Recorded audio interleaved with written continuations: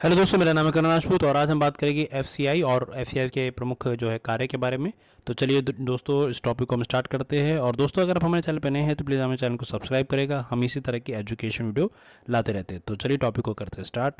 बात करेंगे यहाँ पे हम सबसे पहले एफसीआई यानी कि एफसीआई का जो फुल फॉर्म है वो है food corporation of India. Hindi में इसको कहते हैं भारतीय खाद्य निगम।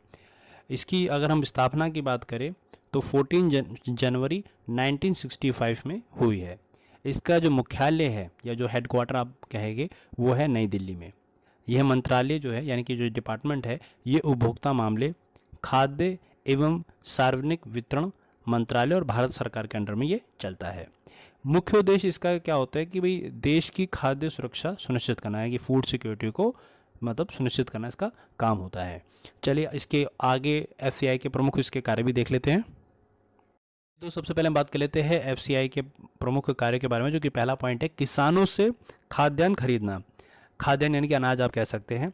एफसीआई सरकार द्वारा तय न्यूनतम समर्थन मूल्य जिसे हम एमएसपी पर गेहूं और धान जैसे अनाज खरीदता है।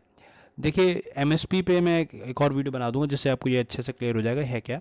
तो इसमें क्या है कि जो ये एफसीआई होती है ये किसानों से एक सबसे कम रेट के अंदर अनाज को खरीद लेती है। मतलब ऐसा नहीं कि किसान को बेनिफिट ना हो, इस तरह का रेट रखा जाता है कि मिनिमम आपको उतना रेट तो मिलेगा। अगर आपकी फसल बहुत अच्छी है तो वो उससे ऊपर आपको रेट मिल जाता है। जैसे फॉर एग्जांपल कि गेहूं का है कि भाई 1 क्विंटल की जो बोरी है उसका 2000 का रेट है, तो मिनिमम 2000 तो मिलेगा। अगर आपकी क्वालिटी अच्छी है तो 2100, 2200, 2300 रुपये का रेट मिलता है। तो उसे हम कहते हैं एमएसपी, ठीक है, न्यूनतम समर्थन मूल्य होता है, जो कि एफसीआई के द्वारा ही किसानों के द्वारा मतलब किसानों से खरीद लिया जाता है। ठीक है, पहला पॉइंट हमारा ये है जो आपको ब्रीफ हो गया। अब हम नेक्स्ट पॉइंट पे चलते हैं। अब सेकंड पॉइंट है भंडारण।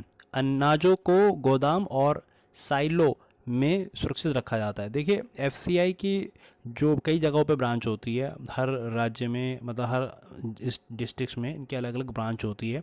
और यहाँ पे क्या होता है कि जो भी इनके जो बहुत बड़े बड़े गोदाम होते हैं जहाँ पे ये किसानों से अनाज खरीदते हैं, चावल या गेहूँ या कोई अन्य पदार्थ भी, तो वहाँ पे सुरक्षित रखे जाते हैं। तो एक बहुत बड़ा स्टोरेज का काम भी एफसीआई करता है। और ये एक दो गोदाम नहीं होते, बहुत सारे गोदाम पूरे देश के अंदर होते हैं। ठीक है, तीसरा पॉइंट है हमारा वितरण यानी कि सार्वजनिक वितरण प्रणाली, जिसे हम पीडीएस के माध्यम से राज्यों में खाद्य यानी कि उपलब्ध कराता है, यानी कि जहाँ पे गेहूँ और चावल होते हैं। इसमें पीडीएस का नाम आपने सुना ही होगा, जिन पे राशन कार्ड होगा उनको इसके बारे में पता होगा। और पीडीएस के बारे में हम जल्दी एक वीडियो भी ला देंगे जिससे आपको ये अच्छे से क्लियर हो जाएगा। तो इसमें क्या होता है कि बड़े पैमाने पे यहाँ पे पूरे देश के अंदर कई सारी लाखों दुकानें होती हैं, जिससे कि लोगों को, जो गरीब लोग होते हैं, वहाँ से वो अनाज, गेहूँ या चावल, खाद्य पदार्थ वहाँ से सस्ते दरों पर ले लेते हैं, जिससे कि कोई भी व्यक्ति जो है खाने से वंचित ना रहे।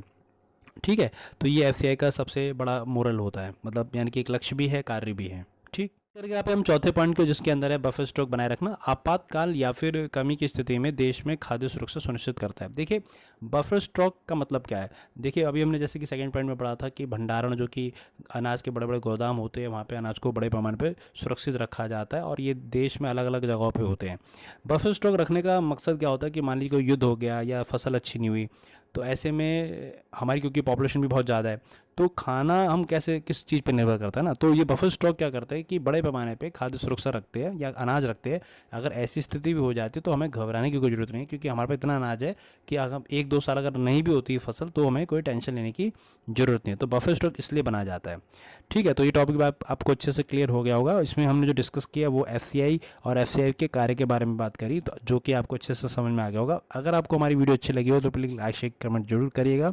धन्यवाद।